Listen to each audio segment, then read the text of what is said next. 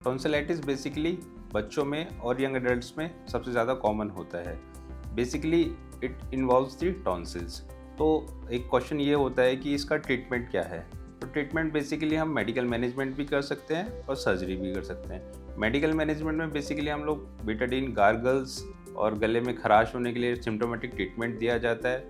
अगर ये चीज़ें आराम नहीं मिले इन सब चीज़ों से तो हमें एंटीबायोटिक देना पड़ता है। बार बार इन्फेक्शन होने की वजह से जब टॉन्सिल क्रोनिक टॉन्सिलाइटिस में हो जाता है तो हमें सर्जरी की तरफ भी पेशेंट को एडवाइस करना पड़ता है। सर्जरी के भी कुछ इंडिकेशंस होते हैं जिसमें अगर इन्फेक्शन बार बार हो रहा है, साल भर में 7 बार हो रहा है या 1 साल में 5 बार हो रहा है जो लगातार 2 साल तक हो रहा है, या टॉन्सिलाइटिस की वजह से पेशेंट का वर्क लॉस हो रहा है या स्कूल लॉस हो रहा है, इसकी वजह से भी हम सर्जरी इंडिकेट करते हुए।